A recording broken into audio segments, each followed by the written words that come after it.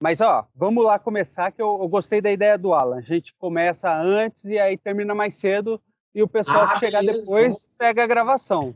Não, tranquilo, professor, vamos descer o pau. Acho que ninguém vai entrar mais não, cara.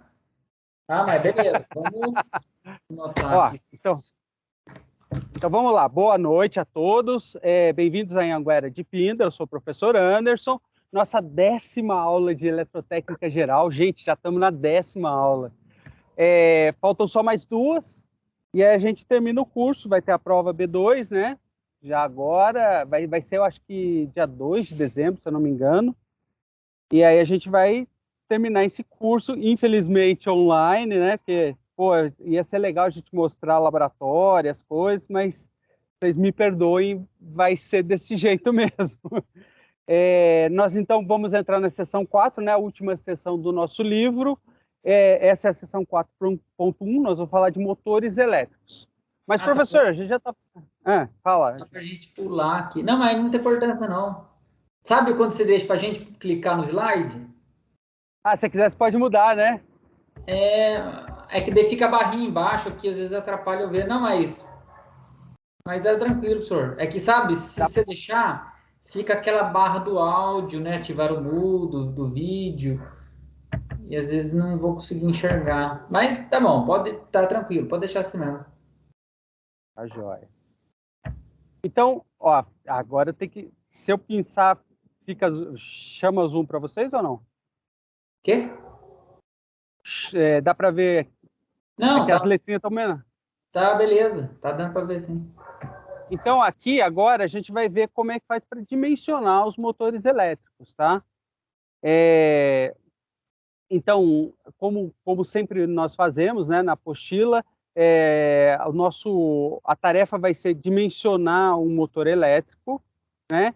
E para isso a gente vai ter todas as ferramentas que já vimos nas outras aulas, né? E todos os padrões, né? Tem que ver qual é o tipo de fonte de alimentação, se é corrente contínua, se é trifásica, se é monofásica. Nós sabemos que isso independe, né? Por exemplo, se você tem uma alimentação monofásica na sua casa, tem aparelhos que transformam em trifásico ou corrente contínua, né?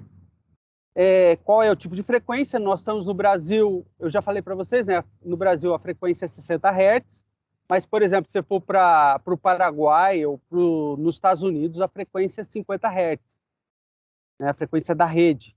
E, ó, isso é garantido, tá? Se eu pegar, é uma coisa que não varia na nossa rede elétrica, é a frequência, tá? 60 Hz é padrãozão, a não ser que entre algum ruído, mas é 60 Hz.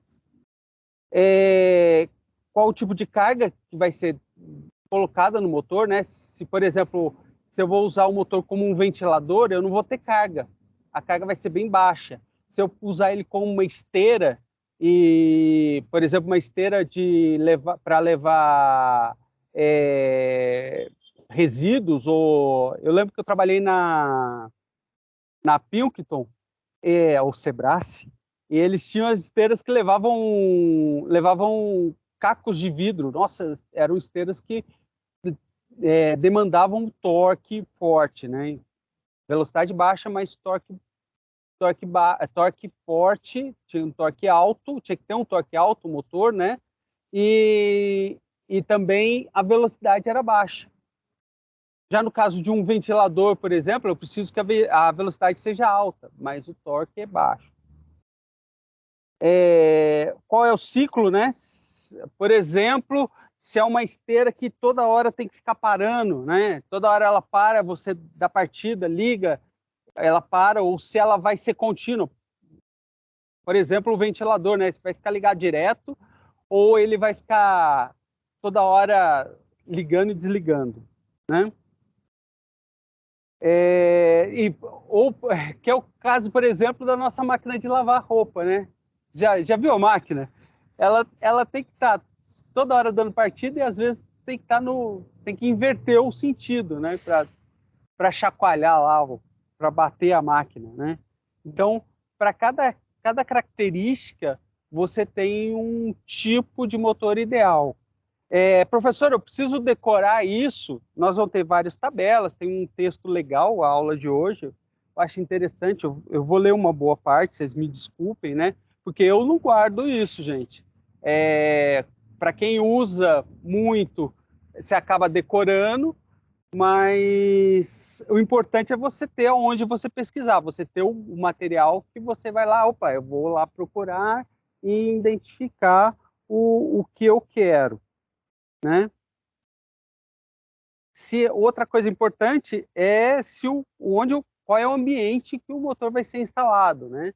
Então, a aula passada, eu não sei quem foi, o Kleber, eu acho, falou que faz parte de manutenção, né? Então ele trabalha muito com manutenção de motores. Ele podia falar de ambiente. Às vezes o motor, você põe um motor para girar uma motobomba, ele vai ficar mergulhado, vai ficar. Então você tem que ter uma isolação hidráulica, né? Ele não pode entrar água dentro dos contatos elétricos do motor, dentro do. Então não é recomendado um motor de corrente contínua, por exemplo, tem escovas, né? Você precisa estar isso isolado. Então, se ele está num ambiente muito quente, ele precisa ter uma refrigeração, porque, como nós vimos, né, a isolação do fio, ele aguenta uma certa temperatura. Então, tudo isso, quem está projetando, quem está acompanhando o motor, ele precisa estar verificando isso, tá? Porque vai demandar a vida útil do meu motor, né? Então, no nosso contexto, né, vocês trabalham como engenheiros para Global Machine Limitada e atribuíram a tarefa de dimensionar o motor elétrico. E aí tem as características, né? A tensão vai ser 480 volts trifásica, 60 Hz no Brasil. A tensão de alimentação do motor varia de 0 a 460 volts. Vai ter um acoplamento com um torque de 320 Nm, a carga plena, né? E deseja-se um motor de indução de 4 polos. Ele quer que calcule a potência do motor para que desempenhe a aplicação desejada pelo cliente, né? Quer que apresente, com certeza vocês vão. Uma coisa que eu sinto falta, né? O pessoal reclama muito, mas eu sinto falta da parte da língua portuguesa, né? Parte da gente tem alguns professores, putz, eu preciso me policiar isso, né? Para que vocês aprendam a fazer relatórios, né? Aprendam a fazer projetos, porque vocês hoje em dia não tem jeito, né? A melhor maneira de você ter um rendimento maior, um salário maior, é você trabalhando por conta própria, né? E para isso, ou trabalhando com uma empresa, você precisa estar fazendo, um engenheiro precisa estar gerando relatórios, precisa estar fazendo gráficos, estar apresentando de uma maneira que seja tem que ter um português mais culto, tem que ter uma preocupação com uma língua maior, né, para ter uma qualidade no seu trabalho, né, mostrar a qualidade no seu trabalho. Então isso não tem jeito, só faz com experiência, né? Então é uma coisa que a gente tinha que eu vou ter que me policiar para cobrar mais de vocês, né? E aqui nós temos vários motores, né? Motores elétricos de potência, grandes. Dá para ver, né? Quando a gente já falou nas aulas anteriores, né? Quando todo motor, quando ele atinge um determinado, acho que acima de 1 cavalo, ele já tem ventilador nele, né? Uma ventilação própria para ele. Então a classificação é fundamental, né? Para vocês definirem a eficiência do motor, para você ter uma vida útil e para ter um desempenho do motor satisfatório, né? Eu tenho basicamente 2 tipos, né? Como a gente viu nas aulas, na aula retrasada e aula passada, são 2 tipos, tem o motor de corrente alternada e o motor de corrente contínua, né? Sendo que eles têm suas subdivisões, que a gente vai ver aqui mais para frente, né? Ó, aqui eu tenho o motor de corrente alternada, tem uma fotinha dele, aqui é um corte dele, né? Motor de corrente alternada. Eu não tenho eu não tenho, nesse caso, eu não tenho enrolamento, né, no meu rotor, né, eu tenho enrolamento só na parte da carcaça, né? E mesmo o motor de corrente alternada, ele divide entre os síncronos e o de indução, né? Chamados de assíncrono. Esse da foto aqui é um de indução, né? Indução está dizendo trifase, certo? Os síncronos são motores de rotação do eixo. Então é aquele que a gente já viu, né? Que você tem um inversor, né? E aí pela variação da fase você controla ele, né? Você tem o estator, que é alimentado com corrente alternada, né? E o rotor é alimentado com corrente contínua. E os síncronos devem ser levados à velocidade síncrona, né? E antes que sejam submetidos à carga.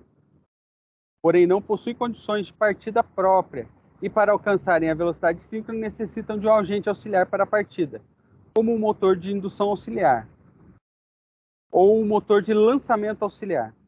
Por exemplo, após atingirem a velocidade síncrona, esses motores mantêm a velocidade constante para qualquer carga dentro dos limites de sua capacidade. Caso sejam submetidos a uma carga de rotação, a uma carga excessiva, os motores síncronos perdem o sincronismo entre a rotação e o eixo e param, sendo que são geralmente empregados em aplicações que exigem grande potência e baixa rotação, como compressores de grande potência, que são grupos de motogeradores, ventiladores de capacidade, etc.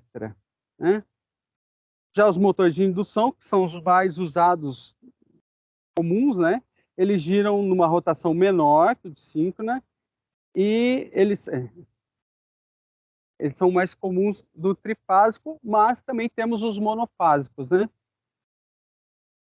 A corrente que circula no rotor desses motores é induzida pelo movimento relativo entre os condutores do rotor e o campo girante, né? E aí a gente viu que tem a parte do escorregamento, ele pode escorregar, ele tem uma porcentagem do que você... Então, por exemplo, eu tô botando uma frequência nele e ele pode ser que o giro do rotor ele não acompanhe a frequência.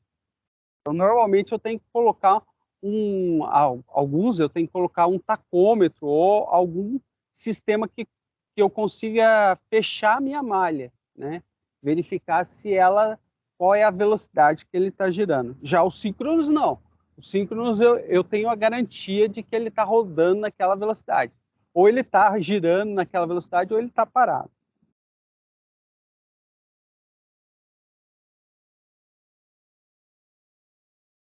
Então, quando os motores, né, de indução funcionam sem carga, o gerador é aquilo que eu falei, né?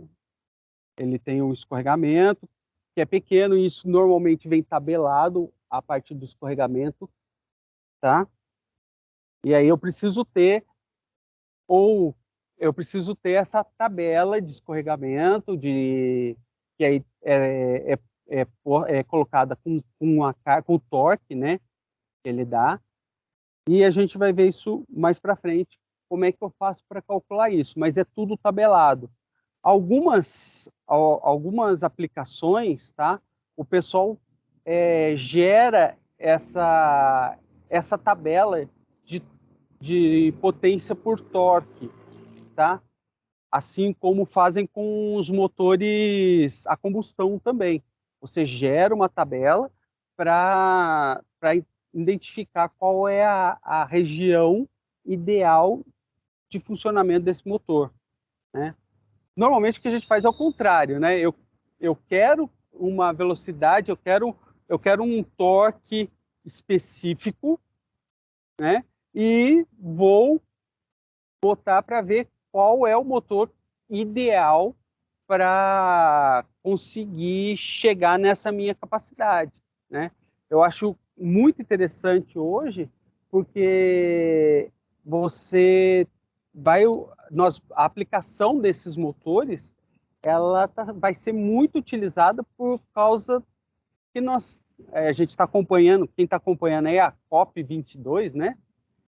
O que os caras querem? Eles querem acabar basicamente com as emissões de CO2. E para acabar com as emissões de CO2, eu tenho que reduzir os motores a combustão.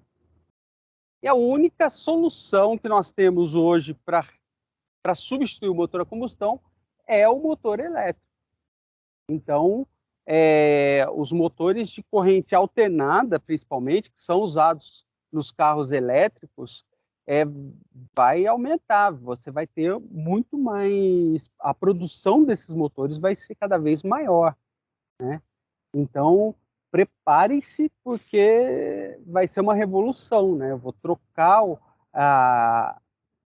o próprio mecânico de automóveis, ele vai ter que se especializar na parte de motores de corrente alternada, principalmente, né? Você pega o motor do Tesla, ele é um motor trifásico de indução, né?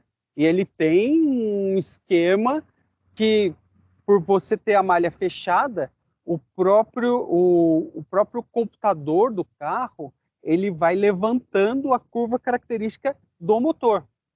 Então, para cada carro, eu vou ter uma curva característica. E conforme você vai usando o carro, ele vai criando, ele vai adaptando aquele motor usado, né? Ele vai modificando as suas características.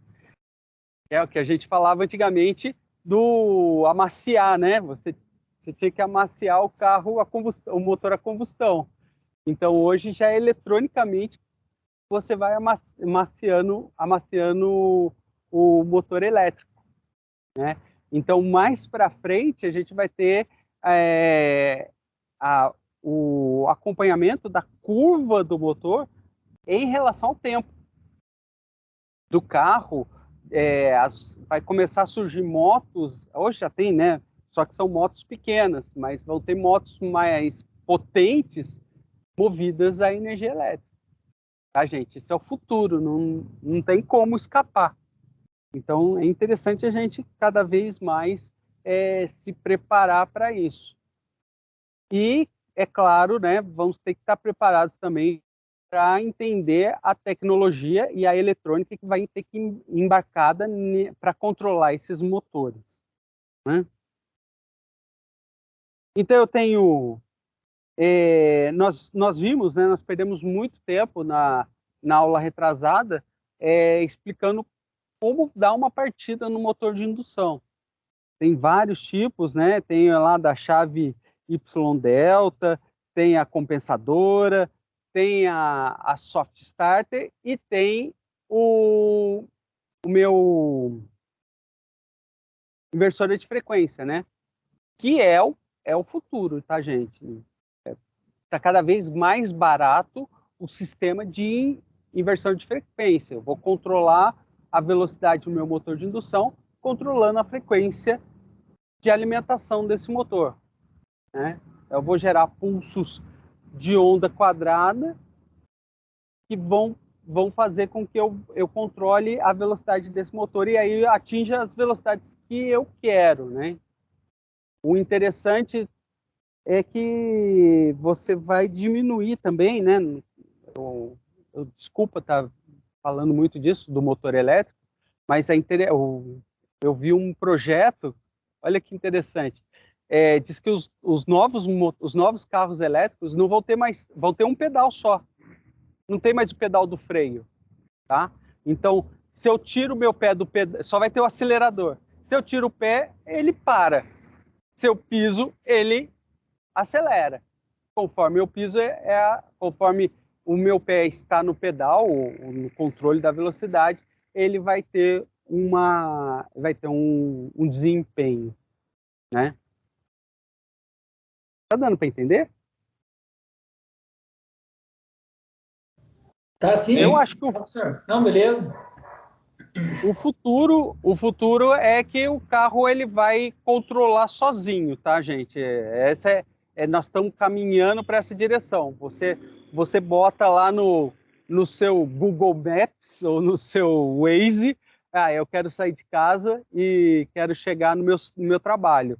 E aí você não mexe nem no volante nem no no pedal do acelerador nem do freio. Ele vai dirigindo.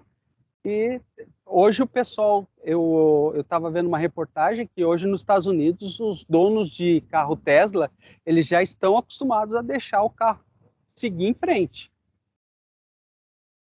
tá? Ele controla a velocidade, controla a direção e o cara só fica ali na frente do volante por lei, tá? A Valéria está dizendo que está tentando entrar e não está conseguindo. Putz, gente, por que será, hein? Deixa eu ver aqui. Deixa eu ver.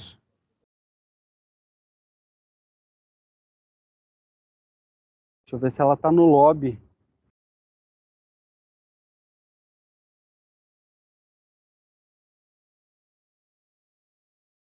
Ah, ela tá no lobby.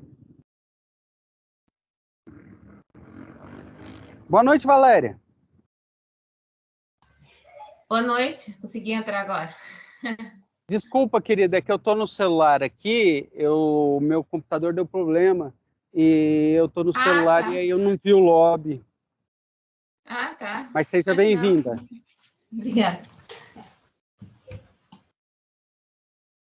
Então, nós estamos falando eu estou falando muito do carro elétrico, do futuro do carro elétrico. Então, o carro elétrico, os carros da Tesla, eles já direcionam, eles já guiam automaticamente. Gente, eu fui antes da pandemia, acho que foi 2020, eu fui lá para os Estados Unidos, tá? E eu peguei um carro, cara, peguei um carro da Dodge, eu acho que era Caravan. Cara, eu babei no carro. Primeiro, era câmbio automático, tá? Era carro a combustão, era gasolina, né? Putz, mas eu babei no carro, porque era assim, primeiro, ele tem piloto automático. Então, você define uma velocidade que você quer, tá? Eu defini a velocidade, a gente foi por Fort Lauderdale, que é uma cidade da Flórida, e ia para Orlando, né? Ver o Mickey lá. E aí era tipo. É como, é como de Pinda ao Rio de Janeiro, tá? Então tinha as autovias deles, e o que eu achava. A primeira coisa interessante é o seguinte: você pensa, pô, você pode andar a velocidade que você quiser. Não, tá?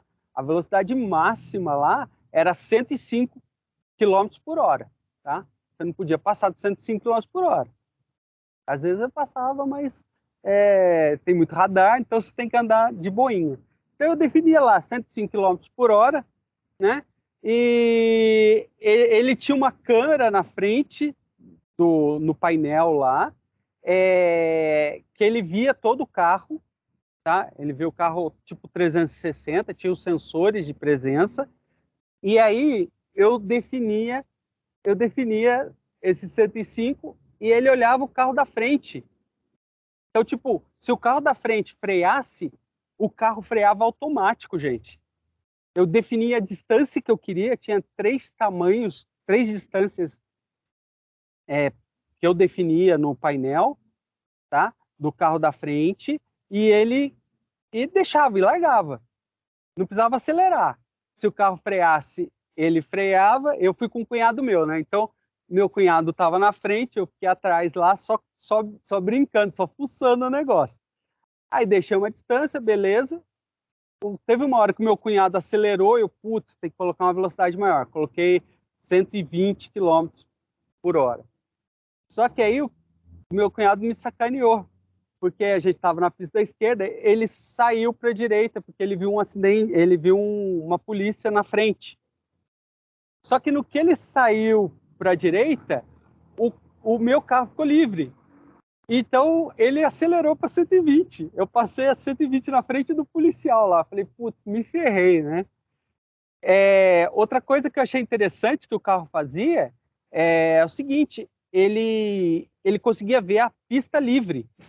Então, se tinha uma curva, tinha uma opção, né, no carro que ele me avisava, por exemplo, se o carro saísse da faixa. e ele corrigia o volante. Cara, eu babei no carro. Aonde que é esse lugar, professor, que o senhor foi? Eu fui lá para Flórida, Estados Unidos. Ah, você alugou o carro aí, daí lá. Aluguei o carro lá, Peguei uma Legal. Caravan lá, gigante o carro, cara. Teto solar e tudo. E aí ele tinha essas opções. Então, tipo, se ele lia na pista as faixas, tá? Ele enxergava, o carro enxergava as faixas. Então, por exemplo, se eu largava o volante, se o carro tendesse a puxar para um lado, se, por exemplo, tivesse uma curva suave, ele fazia a curva sozinho. Ele ajustava a curva. Tá? Ele acertava o volante para fazer a curva. Eu achei um máximo. Para a gente que está acostumado aqui a ficar mexendo no câmbio, né? Lá tá, pô, é tudo automático. E é interessante assim, você fala assim, pô, professor, mas por que você deixou acelerar 120? Se você mexer, se você pisar no acelerador ou pisar no freio, ele cancela tudo, ele fica para sua mão, né? Eu, eu posso mexer no volante também. Então, é tudo ajustado. Deixa eu ver aqui se tem mais alguém falando. Ah, não. Pô, cara, e o futuro do carro elétrico é isso também, né? Eu vi uma reportagem, outra reportagem, que eu gosto muito de ver essas coisas, de tecnologia, o cara levou o cachorro, o cara dentro do Tesla, né? Ele levou o cachorro e o carro, ele reconheceu o cachorro. Então o cara saiu, fechou o carro, trancou o carro com o cachorro dentro. E aí o carro reconheceu que tinha o cachorro e não deixou o carro atingir uma temperatura alta para não judiar do cachorro. Então ele ligou automaticamente o ar-condicionado para deixar uma temperatura agradável para quem estava no interior, mesmo com o carro desligado. Então o carro vai ficar cada vez mais inteligente. É lógico, vai ligar o motor, tal. Eu acreditava que nós íamos passar por uma fase de transição, né, entre o motor a gasolina, o motor a combustão e o motor elétrico, que é o carro híbrido, né? Mas eu não sei por que isso não foi para frente, tá? Eu vi uns projetos da Volvo que era assim, o carro é elétrico, tá? Ele tem bateria, tem 4 motores elétricos, um em cada roda, o motor elétrico fica na roda, no projeto já é um projeto de 4, 5 anos da Volvo, tá? Então, cada roda tinha um motor elétrico e ele tinha controle na tração, né? Então, era uma tração 4x4, automática, e ele tinha um motor. Ele tinha um motor a combustão. Só que o motor a combustão não era ligado a nenhuma roda, não tinha câmbio. O motor ele servia para carregar a bateria. Tá? Então, o motor, a combustão, ele girava, ele era controlado tudo eletronicamente para atingir o torque ideal para carregar o motor, para carregar as baterias elétricas. E as baterias que geravam energia para os motores elétricos e os motores elétricos que acionavam o carro. Eu achei que era desculpa, mas na época eu achei que era o futuro do carro, né? Essa transição, mas não. Atualmente, a gente passou direto para o carro elétrico, né? E é aquilo que eu falei para vocês na aula passada, o problema do carro elétrico é o mesmo do celular. Depois de 2 anos, a bateria não vai ter a mesma vida útil, a mesma carga, mesmo estando a 100%, não vai durar a mesma quantidade que durava quando saiu zero. Então, hoje em dia, a pesquisa, principalmente na área de química, na área de física, tá? Para melhorar a qualidade dessa bateria, né? O tal do Elon Musk lá, que é o dono da Tesla, está construindo, ou já construiu, uma fábrica de baterias gigante lá na Califórnia para ser independente dos chineses, porque hoje em dia quem fabrica bateria de lítio-íon é o chinês, né? O chinês e os coreanos. Até que eu ouvi falar que, eu não sei se vocês sabem, mas a tela do iPhone 12 ou 13 é feita pela Samsung. Aqui. Mas olha que coisa estranha, né? Mas tudo bem, né? Então eu tenho o meu motor de indução, né? Que é o futuro. Aí eu tenho ó, as categorias, depois ó, dá uma lida. Categoria N, conjugado partida normal, de baixo escorregamento, constitui a maioria dos motores encontrados no mercado, e acionamento de cargas normais, como bombas, máquinas, operatrizes e ventiladores. Temos categoria NY, categoria que inclui motores semelhantes ao N, porém previstos para a partida estrela-triângulo. Esses motores têm ligação estrela e os valores mínimos conjugados com motor bloqueado são 25%. Também esses são menos usados, né? Tem o categoria H, partida alta, corrente partida normal. Tem o HY, temos o categoria D. Deixa eu ver aqui se tem alguém falando comigo. Opa.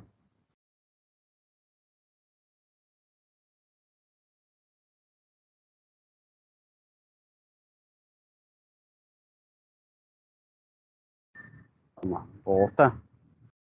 Tem o categoria D, de partida alta, corrente de partida normal, alto escorregamento, ó, mais 5%, usados em prensas e máquinas excêntricas, né? Máquinas semelhantes. Que apresentam picos periódicos, usados também em elevadores e cargas que necessitam de conjugados de partida muito altos e corrente de partida limitada. Né? O motores de elevador também, né? Eles precisam ter...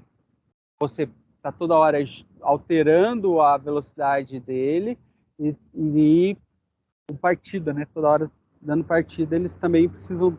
Aí são motores de categoria D. Algumas especificações de motores CA, né? Características construtivas, características de aceleração, regulagem de velocidade, podem ser encontrados em WEG 2017. O WEG é fabricante de motores de corrente alternada, né? Eles fazem muitos e aí tem o catálogo deles. Eu acho interessante vocês pesquisarem, tá? Darem uma olhada nesses catálogos, mas, professor, eu não uso.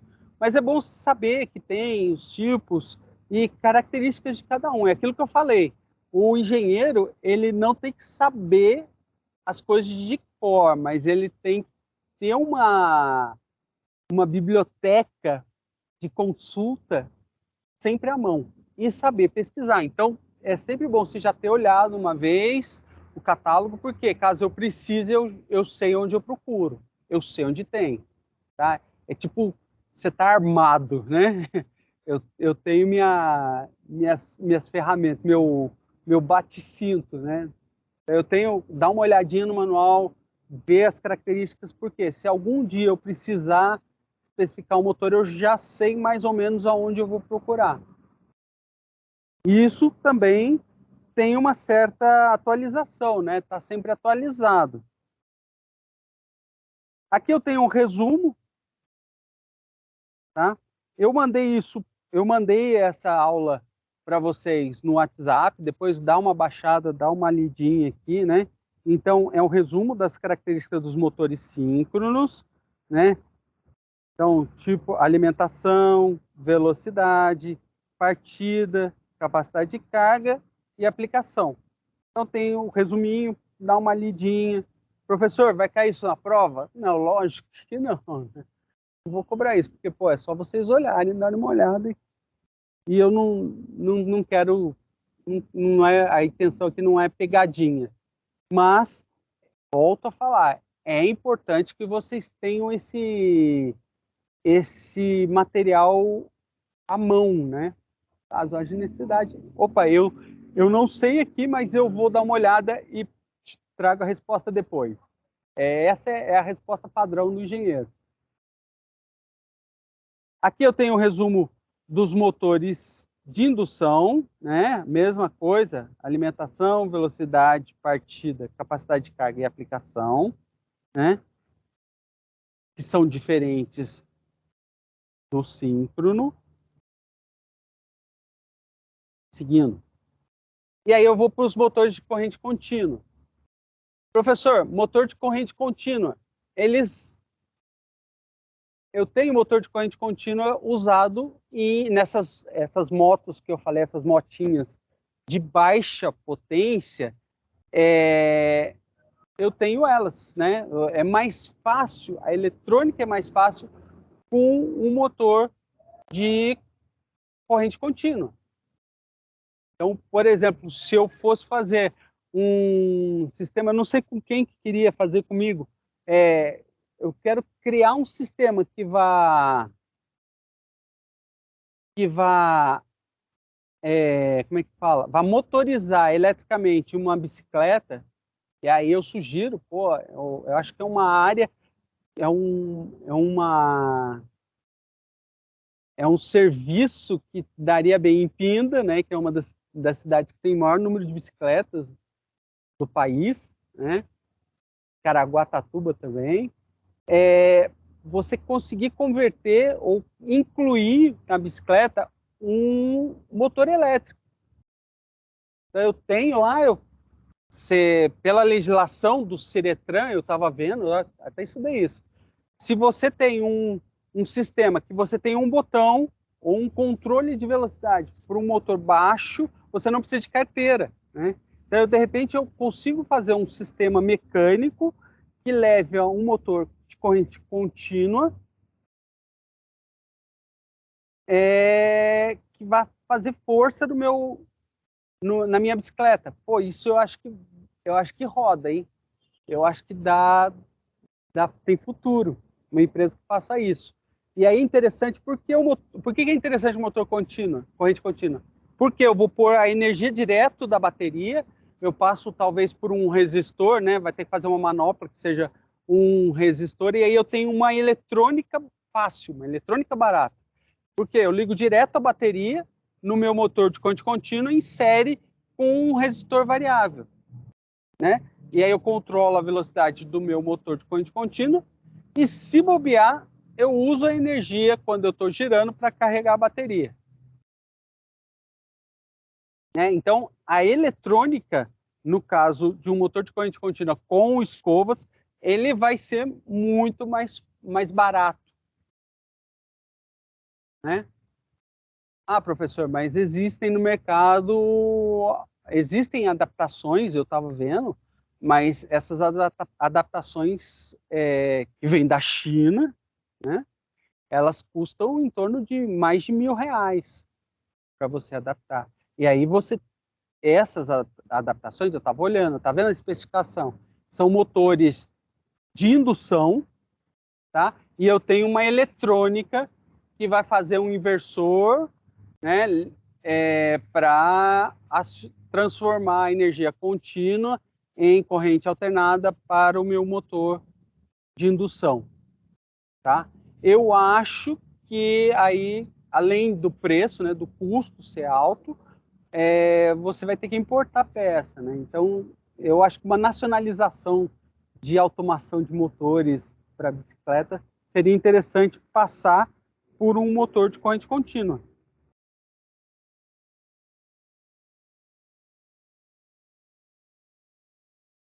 O problema aqui já volta.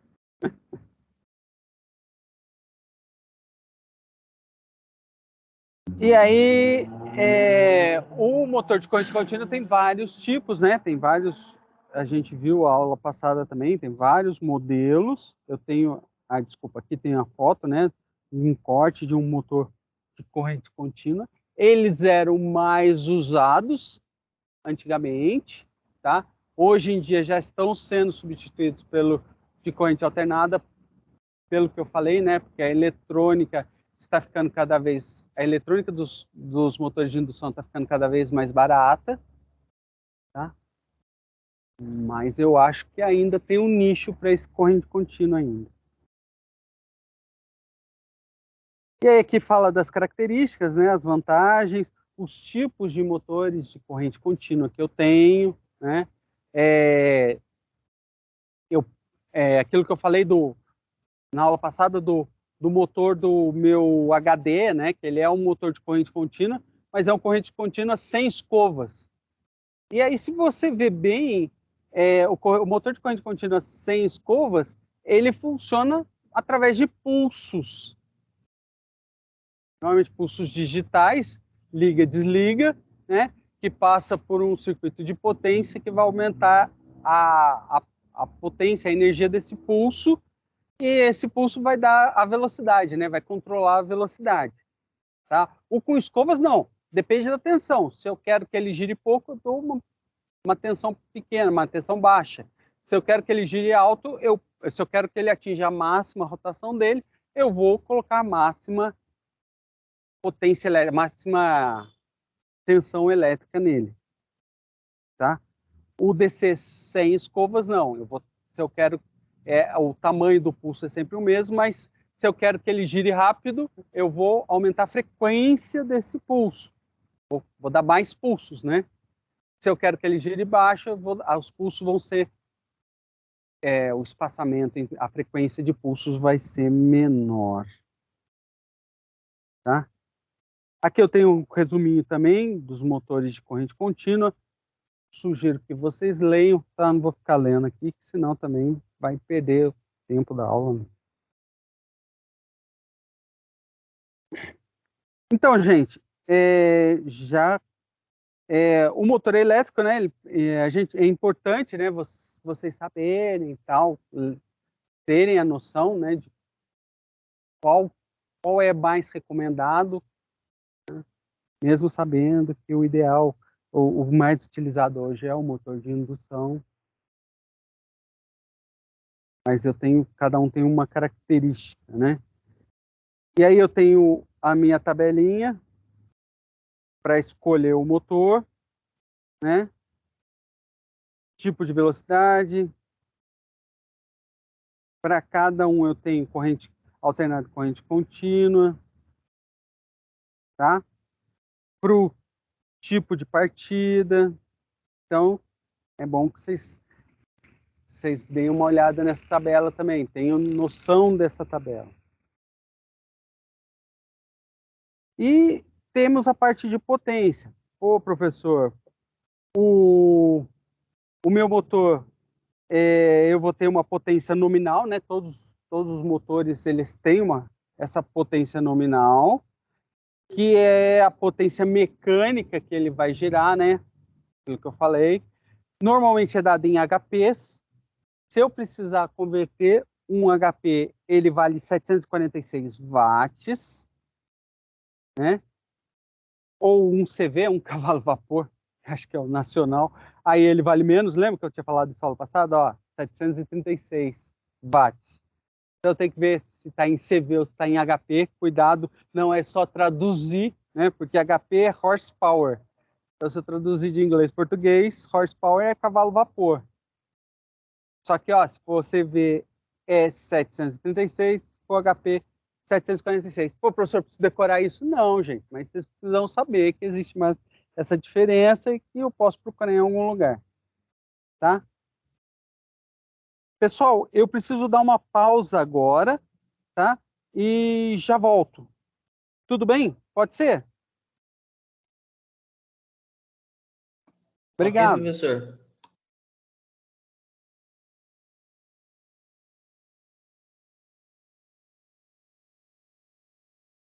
Pronto, obrigado, gente. Voltando, vamos voltando. Ok. Obrigado pelo intervalo.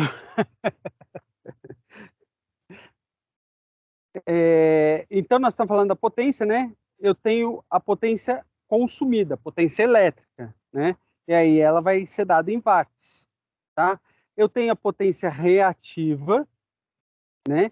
Que é dada em var ou kilovar, né? Que é a diferença que é 1000 vars, né?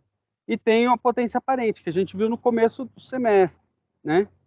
Que é a soma vetorial da potência ativa e reativa. E aí eu tenho meu triângulozinho... Ah, não, é na próxima, né? Então, tudo isso é dimensionado no meu motor. a potência reativa e a potência aparente, elas são dadas em motores de corrente alternada, tá? Por favor. Então aí eu tenho uma relação entre a potência nominal e a potência de entrada. A potência nominal é a potência mecânica e a potência de entrada seria a potência elétrica, vai. E aí eu tenho o meu rendimento mecânico, que é dado pela letra Ni, né, que é esse Nzinho com a perninha comprida, né? E aí eu chamo a atenção de vocês isso, que o rendimento do motor elétrico, ele é muitas vezes melhor que o rendimento do motor a combustão. Só que a diferença é que no motor elétrico eu tenho a potência elétrica, né? Já no meu motor a combustão, eu tenho que fazer o cálculo pela energia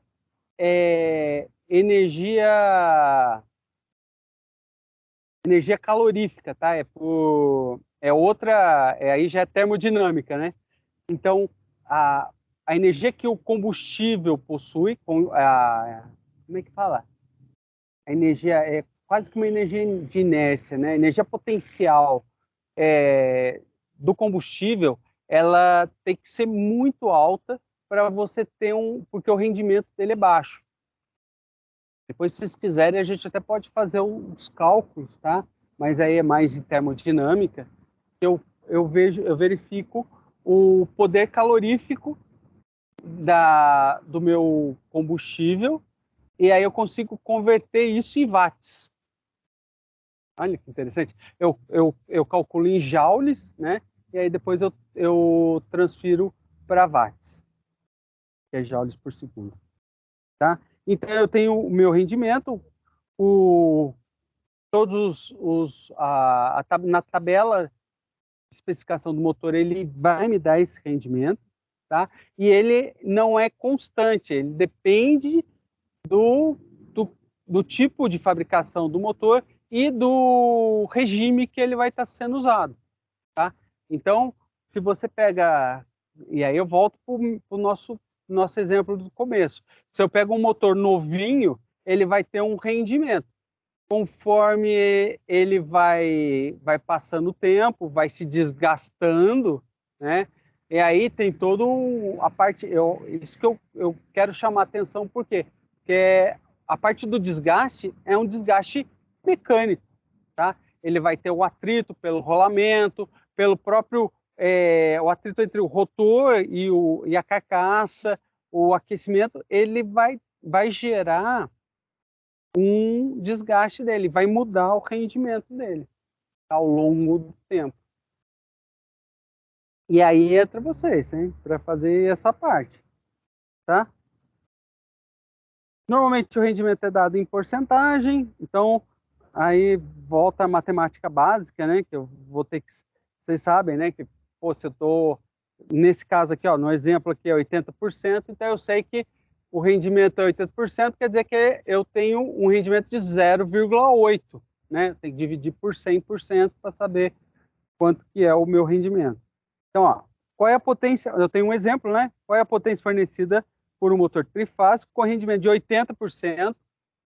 Vocês têm noção? Eu lembro de ter feito o cálculo, o rendimento de um motor a combustão, ele é em torno de 10 a 20%. Tá? O motor elétrico é de 80% até 99%. Eu já vi motores com rendimento de 99%. Que recebe uma potência de 16,76 HPs. Então, pô, primeira coisa, professor, eu tenho que converter os meus 16,76 em watts. Ah, não, ele fez ao contrário, né? Tá. Primeira coisa, eu descubro que o meu rendimento é a minha potência nominal pela potência fornecida. Então, eu vou descobrir que a potência nominal, se se ele consome 16,76, eu tenho que multiplicar por 0,8. Então, multiplicando, vai cair a minha potência nominal, né, que é o quanto que ele fornece de potência no meu eixo, certo? E aí, multiplicando 16,76 por 0,8, dá 13,41 HPs. Aí, eu converto para watts, só multiplicar o meu 13,41 por 0,746, ou multiplicar por 746, aí eu vou ter em watts, né? Se eu multiplicar por 0,746, eu vou ter em quilowatts. E aí, aproximando, arredondando, vai dar 10 quilowatts de potência. Eu podia fazer diferente, né? Eu podia converter o 16,76 em watts. Então, eu podia multiplicar o 16,76 por 0,746 e depois multiplicar por 0,8, mas tinha que chegar na mesma resposta, 10 kW. Gostaria de que vocês fizessem isso depois, tivessem. Outra coisa, então aqui eu tenho as fórmulas, né? Conversão, ó, já tem tabeladinho, belezinho, para quem não gosta de fazer de manipular os valores, eu já tenho as fórmulas aqui. Tá? Eu tenho também o fator de potência, né? Aí aqui embaixo eu adoro esse triângulozinho aqui. Então, o meu ângulo, meu fator de potência, ó, lembra que o fator de potência é o cosseno desse ângulo φ, tá? Esse símbolozinho aqui embaixo é o φ. Então, o cosseno de φ, ele cosseno é colado, cateto colado. Então, é potência ativa dividido pela minha potência aparente, tá?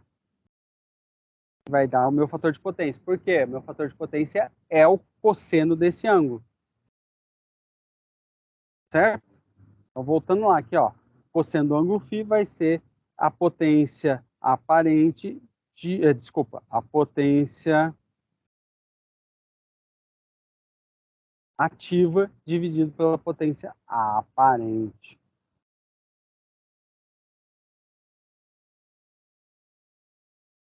E normalmente o fator de potência ele é um valor padrão para o motor, ele é calculado para o nosso motor, porque eu já tenho as bobinas, é um indutor, né? Tá? E aqui eu tenho outra tabelinha para descobrir qual é a potência aparente. Em cima, se eu der em HP, ó, eu já consigo, a potência em HP, eu já consigo calcular a minha potência aparente. Certo, gente?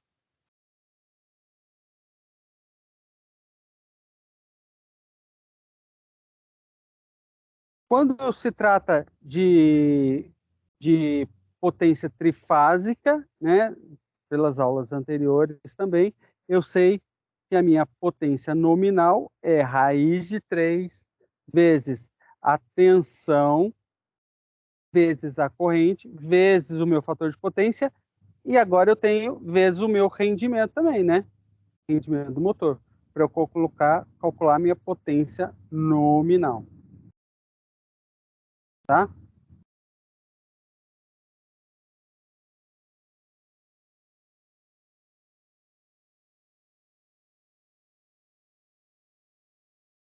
E aí eu tenho meu exemplozinho que eu achei interessante, que eu trouxe para vocês, da apostila, que é qual é a corrente nominal solicitada por um motor trifásico de 5 cavalos sobre uma tensão de 220 volts, com o fator de potência de 0,8 e rendimento de 96%.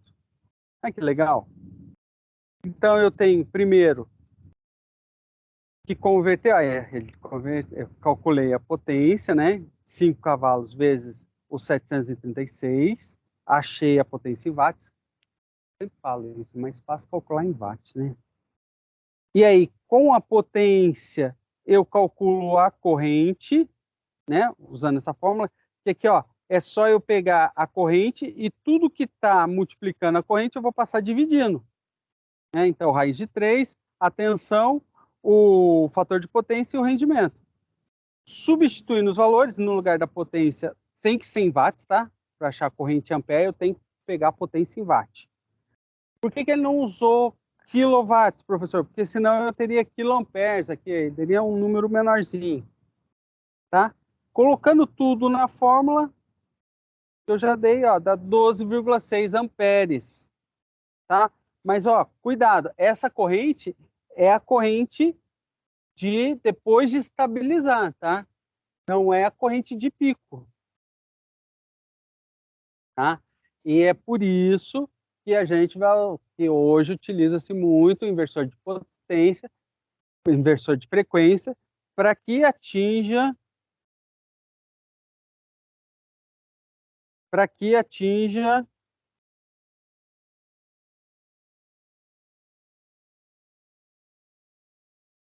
para que ele consiga atingir essa corrente.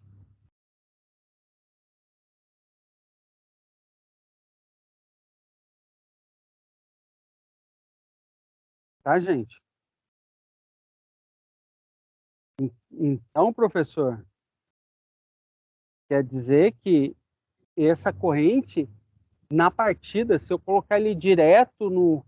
Essa corrente é muito maior? Exatamente, viu, gente? Se eu ligar meu motor trifásico direto no modo estrela, essa corrente pode ser multiplicada por 10, às vezes até por 100 vezes, tá? E aí vai derrubar disjuntor, vai derrubar tudo. Pode derrubar a fábrica se você ligar um motor trifásico direto. Ou ligar na sua casa, né? Ah, professor, pedi uma ligação trifásica em casa, tem como você pedir, e liguei direto meu motor trifásico. E aí caiu, e o disjuntor não para. Por quê? Professor, meu querido, quando você liga, a corrente, se ligar direto no modo triângulo, ele vai criar uma corrente de pico altíssima, tá? Não vai deixar você dar partida. Então aí a gente volta para o nosso sistema, né? Eu tenho nosso desafio, né? Eu tenho a minha tensão, gente. Eu tenho minha tensão da rede, que é 480 trifásica, 60 Hz, está lá no começo, lá na segundo slide, né? A tensão de alimentação é de 0 a 460 volts. O torque é de 320 newtons por metro, em plena carga. E motor de indução de 4 polos. Por que motor de indução de 4 polos, professor? Porque tem como eu calcular a velocidade de rotação.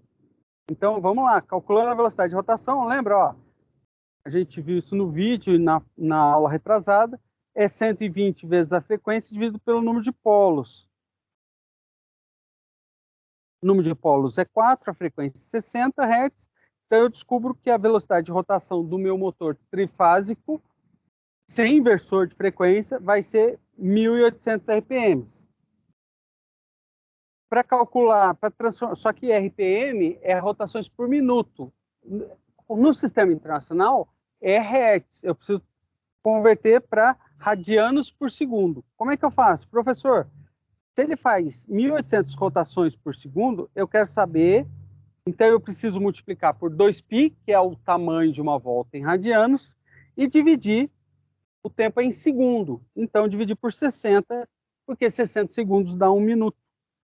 Então, eu chego, a minha velocidade de rotação em radianos por segundo é 188,50 radianos por segundo. A potência é torque vezes a minha velocidade de rotação.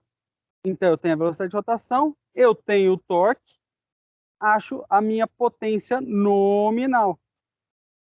Ó, então, 320 vezes 188 dá 60.320 watts, ou 60,32 quilowatts, a potência. Né? Então, podemos sugerir um motor de indução trifásico, tipo gaiola com 4 polos, de 75 kW. Por quê, professor? porque eu vou ter lá o rendimento, né? Para ter o rendimento, ele vai ter que ter 75 kW de potência. Velocidade de 400, a tensão de 460 volts e na frequência de 60 Hz. Ô, professor, tranquilo, hein? Facinho, hein?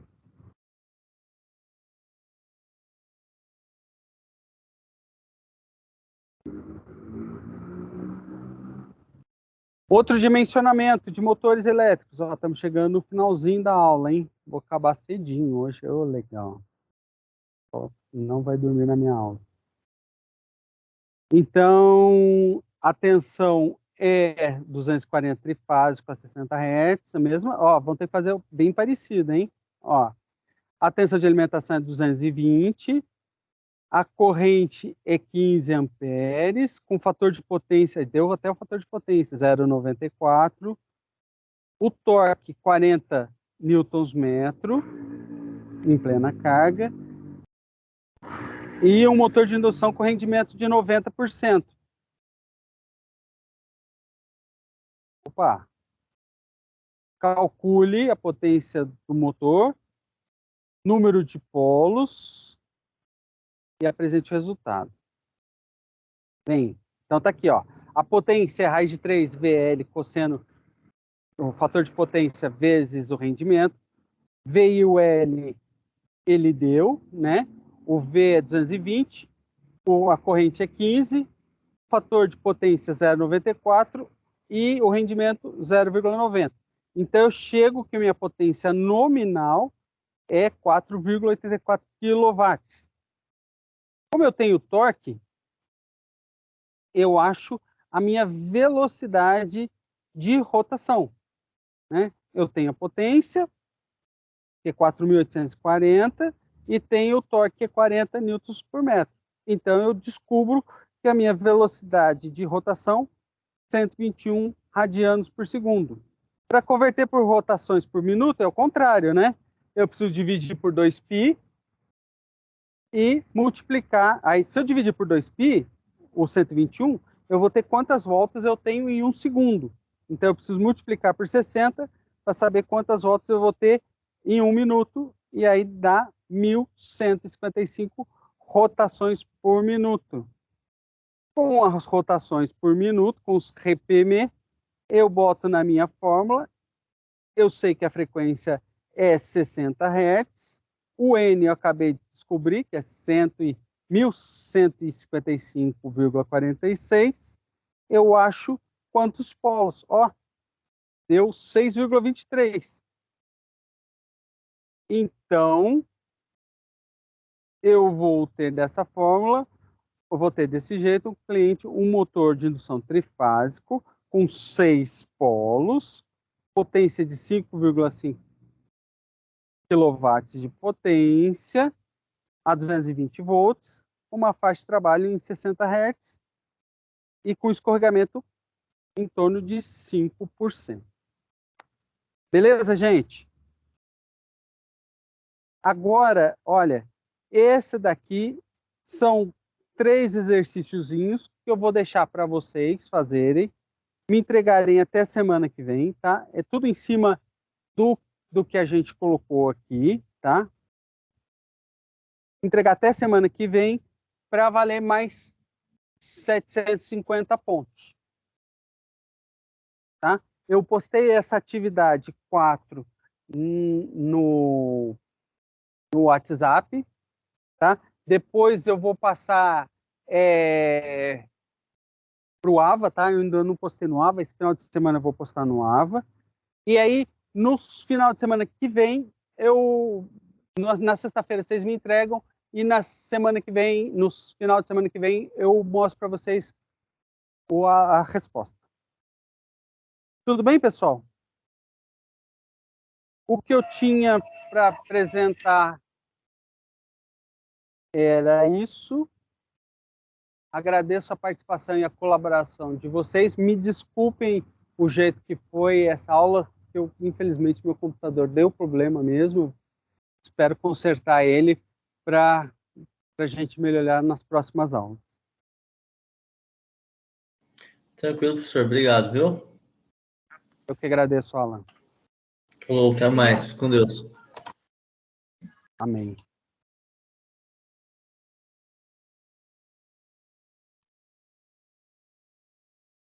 Deixa eu encerrar a gravação. Os motores elétricos estão sempre presentes em nosso dia a dia. Eles produzem força motriz para acionar eletrodomésticos como refrigeradores, aparelhos de ar-condicionado e portões automáticos, além de desempenharem funções cruciais nas indústrias. Os motores elétricos são máquinas usadas para converter energia elétrica em energia mecânica.